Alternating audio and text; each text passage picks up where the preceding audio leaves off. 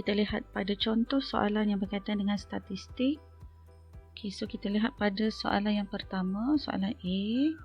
Okey, kita ada 1, 3, 5, 9 dan 6. So soalan pertama kita adalah mengira min. Okey, so min, kita tahu min adalah the sum of x divided by n. So kita akan tambah semua data yang kita ada, iaitu 1 tambah 3 tambah 5 tambah 9 dan tambah 6, dan kita akan bahagi dengan 5. So di sini kita akan dapat nilainya adalah 7.36. Okey, seterusnya soalan yang kedua, kita nak cari nilai untuk varian. Okay, so simbolnya adalah kuasa 2. Okey, so varian cikgu akan gunakan formula yang ini.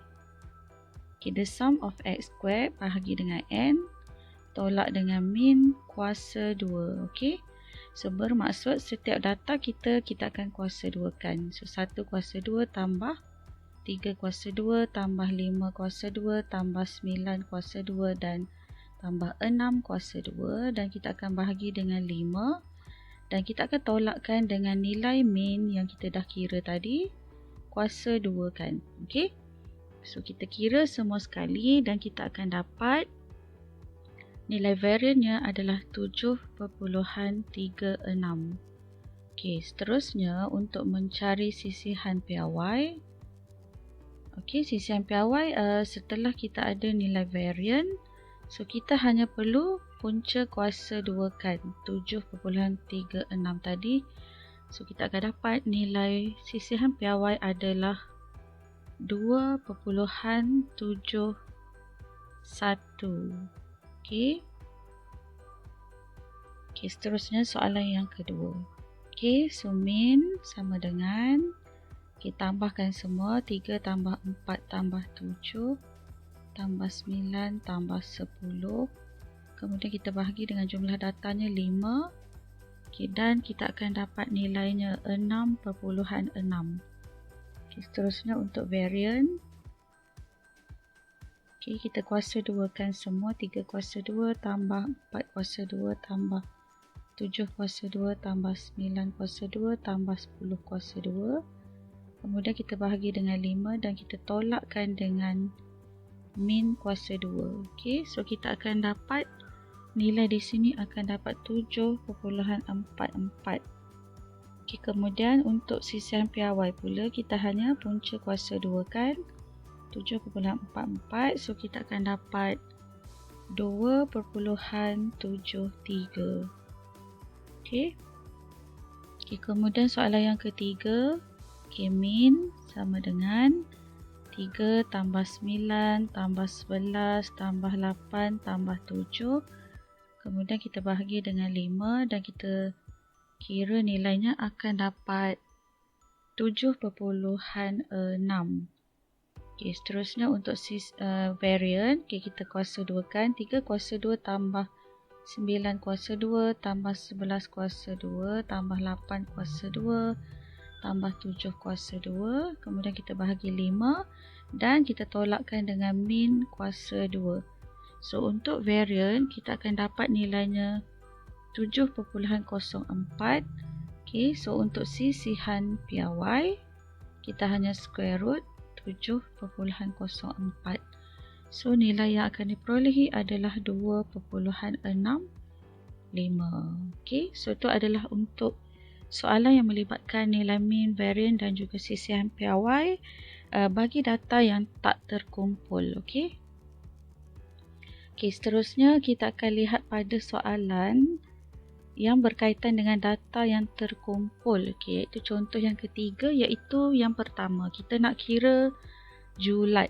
Okey, apa takrifan julat? Okey, julat dia adalah kalau data terkumpul, maksudnya kita akan ambil titik tengah untuk selang kelas yang tertinggi. Okey, so ni adalah selang kelas yang tertinggi dan kita akan tolak dengan titik tengah selang kelas yang terendah.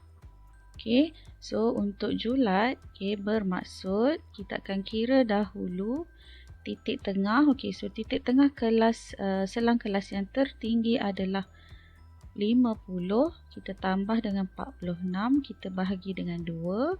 Okay, yang tu adalah titik tengah. Kemudian kita akan tolak dengan titik tengah selang kelas yang terendah, iaitu 30 tambah 26 bahagi 2. So, kita akan dapat, okay, nilainya adalah,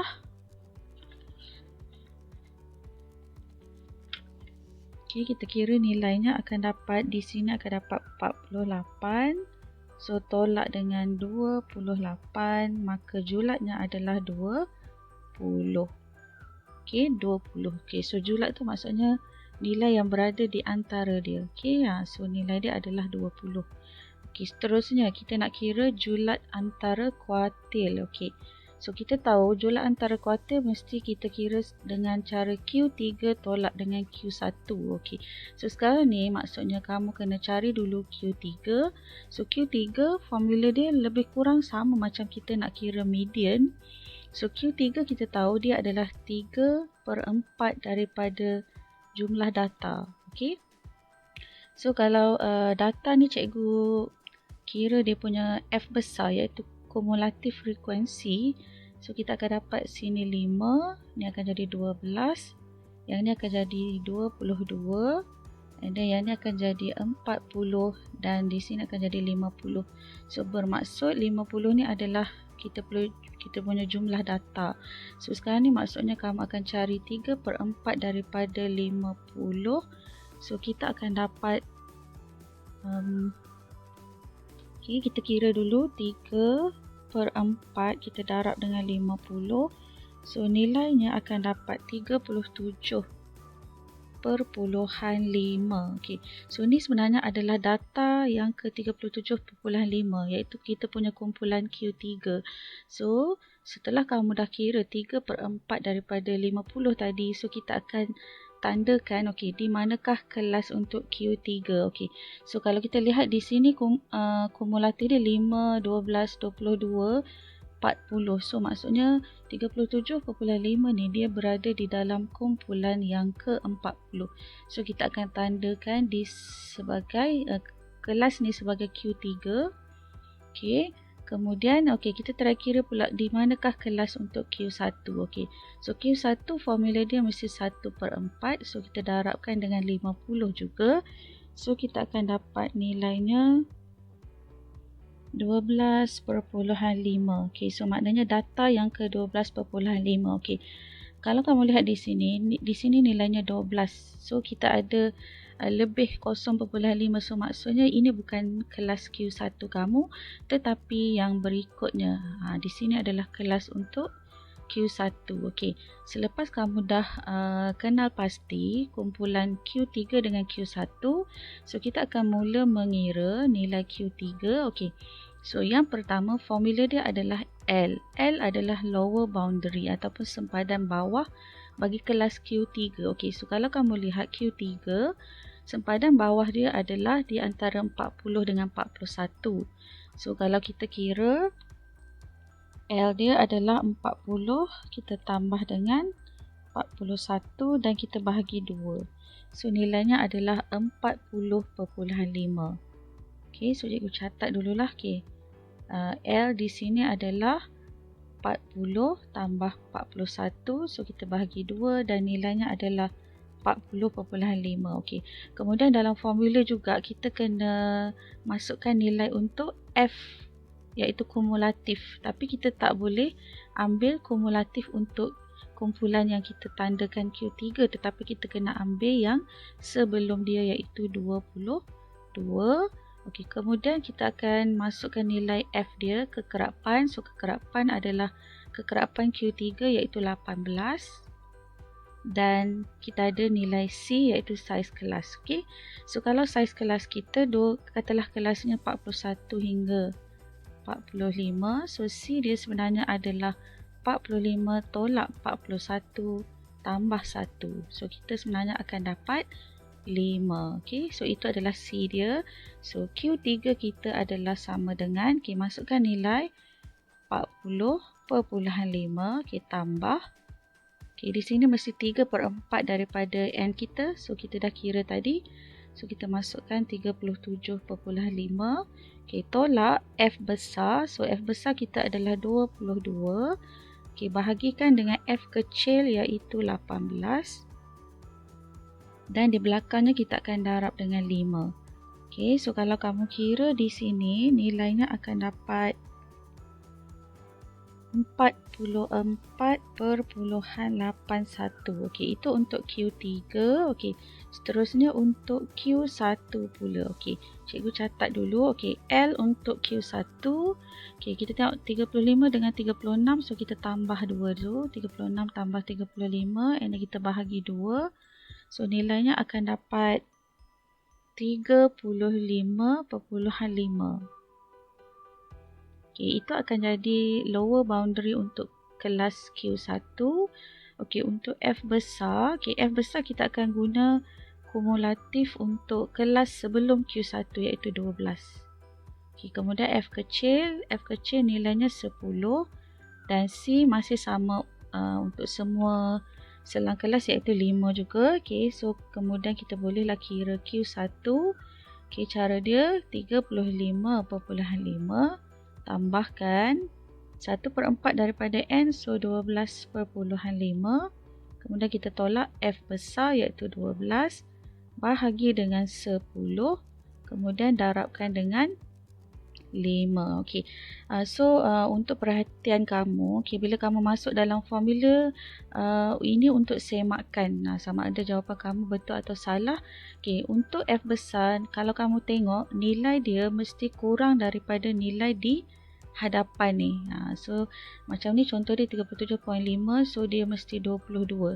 Sebab kalau kita tersalah, katalah kamu terambil 40 untuk Q3, maka nilainya akan jadi tak betul lah. Okay. Dan di sini kalau kamu tengok 12.5, sebab kita ambil sebelum dia, so dia akan jadi tolak 12. Kalau kita ambil kelas kumulatif untuk kelas Q1, dia akan jadi tolak 22, so dia dah salah. So tu cara untuk para pelajar semak jawapan. Okay. Terusnya bila kita kira Q1, nilainya akan dapat 35.75. Okay. So kita dah dapat dua-dua nilai Q3 dan juga Q1. Maka julat antara kuartil kita adalah kita kena tolakkan dua nilai tersebut. So kita akan dapatlah jawapan akhirnya 9.06. So itu adalah julat antara kuartil. Okey, seterusnya cikgu akan tunjuk pula contoh yang keempat. Okey, contoh keempat adalah untuk mengira nilai mean, variance dan juga sisihan piawai. Okey, so kita dah masuk pada part yang terakhir, iaitu mengira sukatan serakan. Okey, so apabila kamu diberi data, okey, ini data adalah data yang kita panggil data yang terkumpul. Okey, sebab dia ada selang kelas. Okey, so untuk mengira mean, okey, yang pertama, okey, cikgu akan kira dulu untuk mean. Okey, formula dia adalah, okey, untuk data yang terkumpul, kita akan guna formula the sum of fx bahagi dengan the sum of f. Okey, okey, x di sini adalah mewakili titik tengah. So, okey, sebenarnya pelajar boleh tambah, okey, boleh tambah satu lagi baris untuk nilai bagi x. Okey, kalau tak mau tambah pun tak apa sebab dia tak wajib ditunjukkan. Okey, untuk mengira titik tengah, okey, formula dia adalah kita akan tambah kedua-dua nilai had atas dengan had bawah ni dan kita akan bahagi dengan 2. So, untuk nilai titik tengah kelas yang pertama, kita tambah 2 ni, kita akan dapat 53.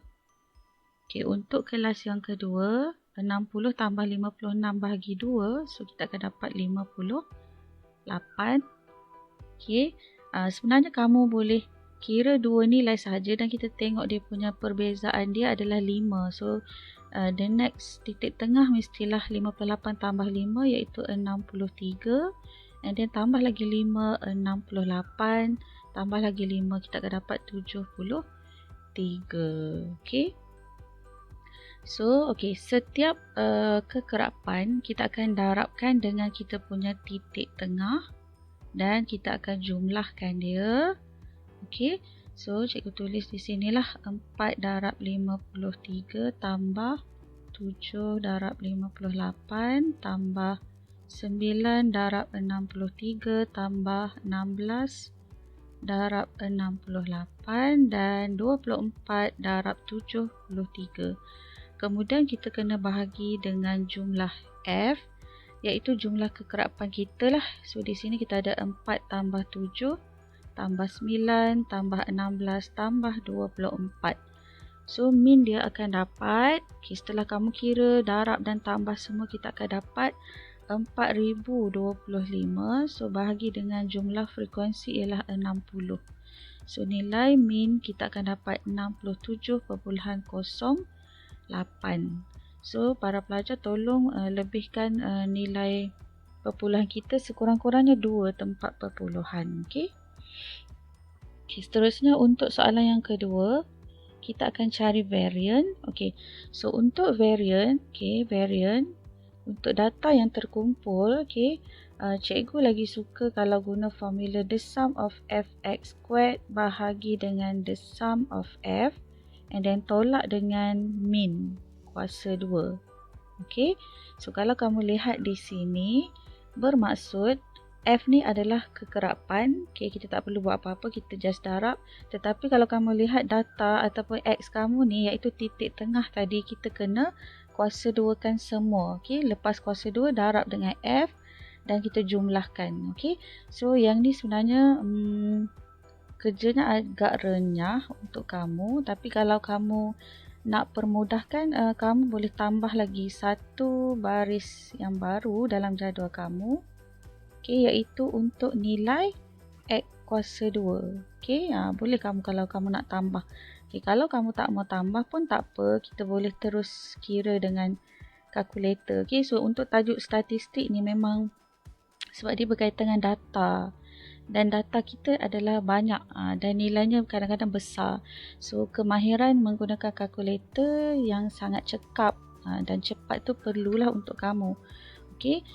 Okey, so kalau cikgu tulis di sini, katalah cikgu tak mau kira di sini, cikgu terus nak tulis di sini pun boleh juga. Maksudnya F kita 4. Kita akan darabkan dengan X kuasa 2. So X kuasa 2 adalah 53 kuasa 2. Kemudian kita tambah. The next one is 7 darab dengan 58 kuasa 2. Kemudian 9 kita darab pula 63 kuasa 2 tambah 16 darab 68 kuasa 2 dan 24 darab 73 kuasa 2. Ingat ya, X sahaja yang kuasa 2. F tidak perlu kuasa 2. Ada juga pelajar yang selalu buat silap, dia ingatkan kita darab dulu fx ni, kemudian baru kita kuasa 2kan. So ini adalah cara yang salah.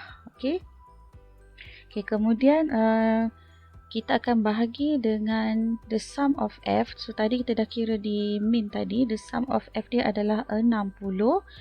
Dan di hujung ni, cikgu tulis di hujung ni lah. Di hujung ni nanti kita akan tolak dengan min kita, iaitu 67.08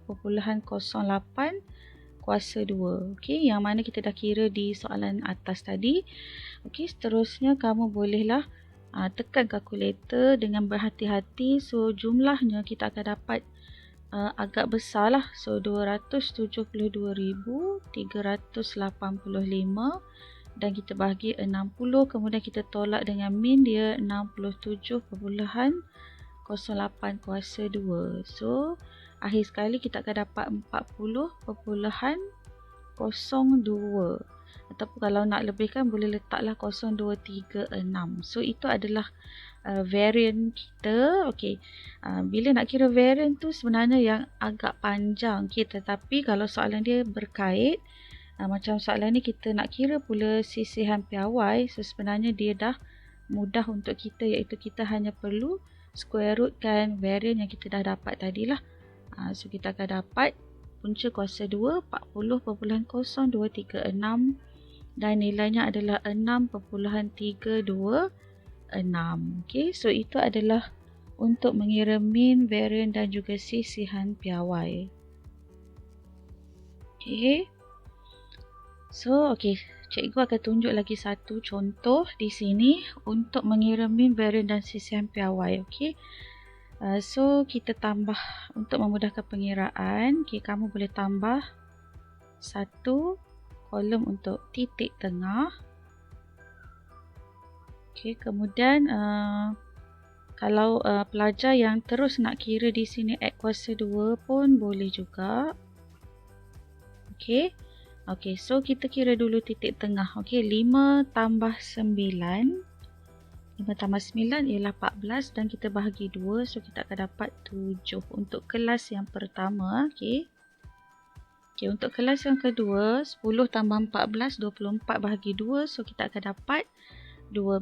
So, maksudnya dia akan naik sebanyak 5, 5, 5. So, selepas 12 tambah 5, so 17. Okay, tambah lagi 5, 22. Tambah lagi 5, so 27. Okay. Seterusnya X kuasa 2. Okay, pelajar boleh kira terus juga, iaitu 7 kuasa 2, 49. 12 kuasa 2, 144. Okay, 17 kuasa 2, 289. Okay, 22 kuasa 2, 484. Seterusnya 27 kuasa 2, 729. Okay. Seterusnya, mungkin ada pelajar dia terus nak buat jadual atau dia nak kira terus di sini pun tak ada masalah. So, itu adalah cara kamu. Okay, cara bagaimana kamu nak dapatkan nilai dia. So, katalah di sini pelajar dia nak cari terus F X kuasa 2 pun boleh. Okay. So, F maksudnya F. Okay, kita akan darab dengan X kuasa 2. So, ada pelajar dia akan terus kira. So, boleh juga kita kira. Okay, 44 kalau kita, 49 kita darab 5. Okay, nilainya akan dapat 245.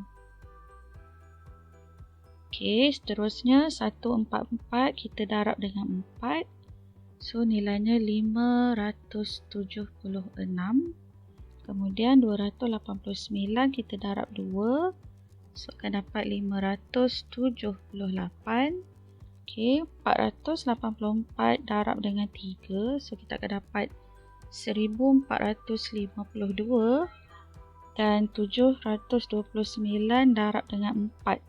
So, kita akan dapat 2916. Dan di bawah ini, kamu kena totalkan semua sekali jumlah dia. Okay, so kita kena tambah 245 tambah 576 tambah 578 tambah 1452 tambah 2916. Okay, so kita akan dapat 5767.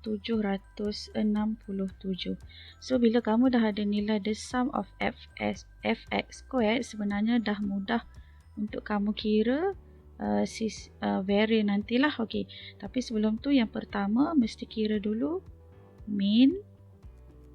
Okay, kalau soalan tak minta kamu kira mean pun, untuk mencari variance ni kamu kena cari mean dulu. Okay. So, mean tadi formula dia the sum of fx bahagi dengan the sum of f.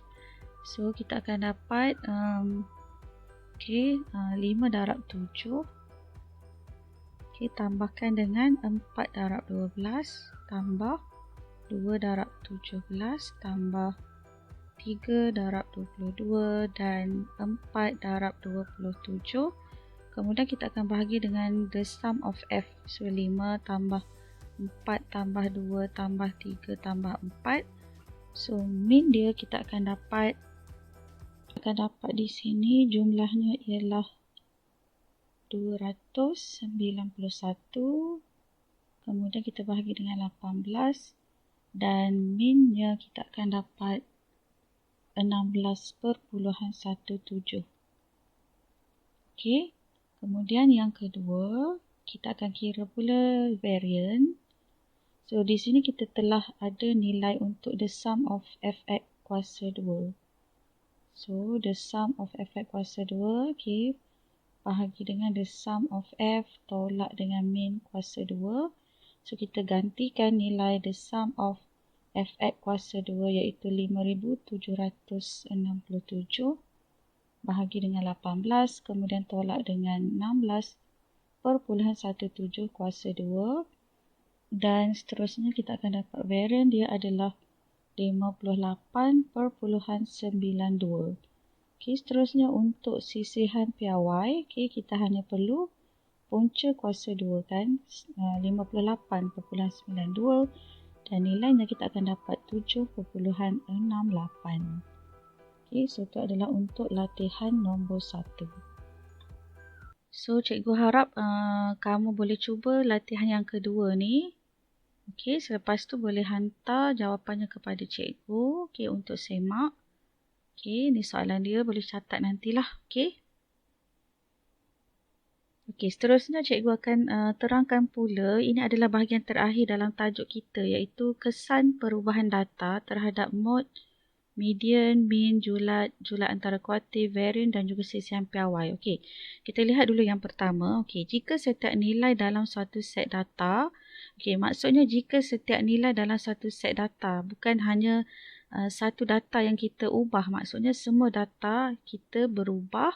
Okey, dengan cara yang pertama, kita tambah atau kita tolak dengan suatu nilai pemalar K. Okey, so apa yang berlaku kepada data, kepada kita punya sukatan serakan ataupun sukatan memusat kita. So, kalau data kita ditambah atau ditolak, okay, mode, median dan mean baharu akan ditambah atau ditolak sebanyak nilai K. Maksudnya dia akan ikut nilai yang sama. Okay. Okay, yang kedua, okay, untuk julat, varian, julat antara kuartil dan juga sisihan piawai baharu, dia kekal, tidak berubah. So, maksudnya kalau kita hanya tambah atau tolak, yang berubah hanyalah mode, median dengan mean. Manakala untuk sukatan serakan, julat, varian, julat antara kuartil dan sisihan piawai, nilainya akan kekal dan tidak berubah. Okey. Okey, yang kedua, jika setiap nilai dalam suatu set data, okay, kita darab atau bahagi dengan suatu nilai pemalar K. Okay. So, mode yang baru, dia akan jadi K darab mode asal. Okay, katalah mode yang asal tadi, katalah dia bagi 3. So, katalah setiap data tu cikgu akan darab dengan nilai 2. So, mode yang baru, dia akan didarab 2 juga. Okay. Untuk median, okay, pun sama. Median baharu dia akan jadi K darabkan dengan median yang asal. Okay. Untuk mean baharu pun sama. Kita akan darabkan dengan nilai pemalar kita K darab mean asal. Okay. Untuk julat pun sama. Dia akan didarab dengan nilai yang kita darab atau bahagi tadilah. Okay. Untuk julat antara kuartil baharu pun berubah dengan cara kita darab. Okay, kalau bahagi-bahagilah. So, nota ni cikgu buat untuk darab. So, kalau bahagi, dia akan bahagilah. Contoh mod asal. Contoh mod asal bahagi K lah. Tu kalau kita bahagi. Okay. Okay. Kemudian, untuk sisihan piawai baharu pun dia akan didarab dengan nilai K. Dan juga sisihan piawai yang asal. Okay.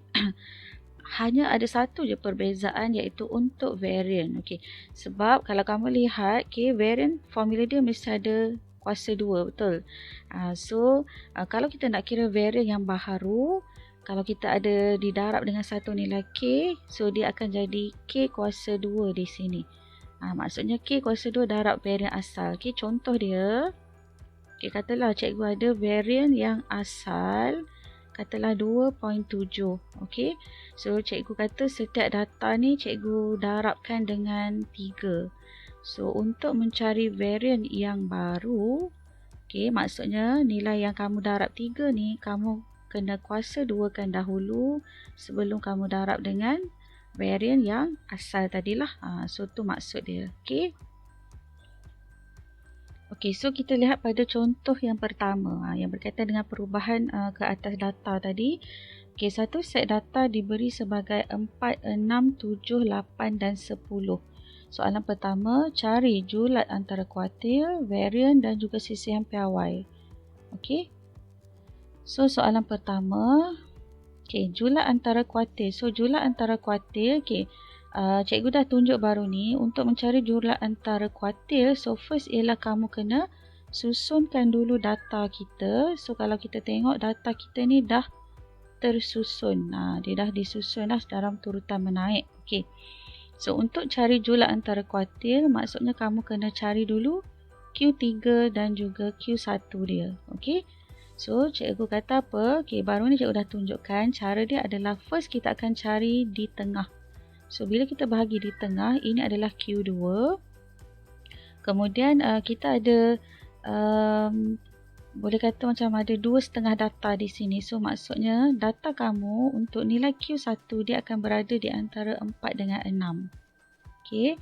Dan untuk Q3 dia akan berada di antara 8 dan 10. Okay. So, untuk mencari julat antara kuartil, kamu kena kira Q3. Okay. Bila Q3 berada di antara 2 nilai, maksudnya kita akan kira dia punya purata.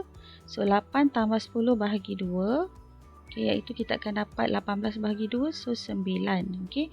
Q1 akan jadi 4 tambah 6, so bahagi dengan 2. So, kita akan dapat 5. Dan julat antara kuartil kita adalah 9 tolak 5. So, kita akan dapat 4. Okay. So, tu untuk julat antara kuartil. Okay, seterusnya kita tengok pula pada variant. Okay, macam nak kira variant? Okay, untuk data yang jenis macam ni yang tak terkumpul, so kita boleh kira squarekan semua. 4 kuasa 2 tambah 6 kuasa 2 tambah 7 kuasa 2 tambah 8 kuasa 2 tambah 10 kuasa 2. Kemudian kita akan bahagi dengan 5 dan tolakkan dengan min. So, min kita tak ada kira. Okay, dalam soalan ni dia tak suruh kita kira min. So, kita boleh terus letak di hujung ni. Okay, kuasa 2. Dalam ni kita kira dia punya min dengan cara apa? Kita tambah semua. 4 tambah 6 tambah 7 tambah 8 tambah 10 dan bahagi dengan 5. Dan mesti ada kuasa 2 lah di luar dia. So, untuk nilai ni bila kamu kira, nanti kamu akan dapat. Okay, kita akan dapat di sini jumlah kuasa 2 di atas ni akan dapat 265 bahagi 5 dan min dia kamu akan dapat 7. So, 7 kuasa 2 lah. So, akhir sekali kita akan dapat variant dia adalah 4. Okay, dan bila dah dapat variant, so sisihan piawai dia adalah, okay, sisihan piawai kita hanya square root 4 lah. So, kita akan dapat 2. Okay. Okay, so kita dah dapat soalan yang pertama, soalan A. Okay, kita tengok pada soalan B. Okay, jika setiap nombor didarab dengan 4, tentukan julat antara kuartil, variant dan sisihan piawai yang baharu. Okay, sekarang nombor ataupun data kita darab dengan 4. Maksudnya setiap data ni kita dah darab 4, darab 4, darab 4, darab 4 dan darab 4. Okay. So, macam mana kita nak kira data ataupun jumlah antara kuartil, variant dan sisihan piawai yang baharu? Okay, sebenarnya kamu boleh kira balik semula, tapi sebenarnya untuk memudahkan kamu kira, so kita just kaitkan dengan soalan A tadilah. So, julat antara kuartil yang baru, cikgu tulis new. Kalau didarab dengan 4, bermaksud dia juga turut berubah, dia akan darab 4. So, tadi yang asal adalah 4, so kita darab sahaja dengan 4. So, nilai yang baru adalah 16. Okay. Untuk variance yang baru, okay, tadi perlu ingat nilai yang kita darabkan tadi kena kuasa 2. Okay. Kemudian kita akan darab dengan variant yang asal. Okay, variant asal kita adalah 4. So, kita darab dengan 4. So, 16 darab 4. So, dapatlah 64. Okay, untuk sisihan piawai yang baru pula. Okay, yang asal dia adalah 2. So, kita akan darab 4 darab 2. So, nilainya adalah 8. Okay. So, tu adalah untuk soalan B. Okay, kita tengok pada soalan C. Okay, soalan C cikgu tulis di sini. Okay, jika setiap nombor ditambah, okay, ditambah dengan 2, tentukan julat antara kuartil, variant dan sisihan piawai yang baharu. Okay, tadi kita dah tengok nota tadi. Okay, nota tadi kalau kalau ditambah dengan satu nilai pemalar untuk julat varian, julat antara kuartil dan sesi sampel awal, dia kekal dan tidak berubah. Okay. So maksudnya untuk soalan C ni dia hanya nak uji kamu adakah kamu faham dengan kesan perubahan ke atas data. So untuk C sebenarnya sebab dia ditambah dengan 2, maka julat antara kuartil yang baru sebenarnya dia tidak berubah. So kamu kena letak nilai yang asal, okay, iaitu 4. Okay, varian dia adalah sama dengan yang asal iaitu 4 juga, dan sesi sampel awalnya adalah 2. So itu sahaja untuk soalan yang berkaitan dengan kesan perubahan ke atas data. Okay, so sekian sahaja daripada cikgu. Nanti cikgu akan bagi beberapa contoh latihan soalan yang berformat SPM untuk kamu. Okay.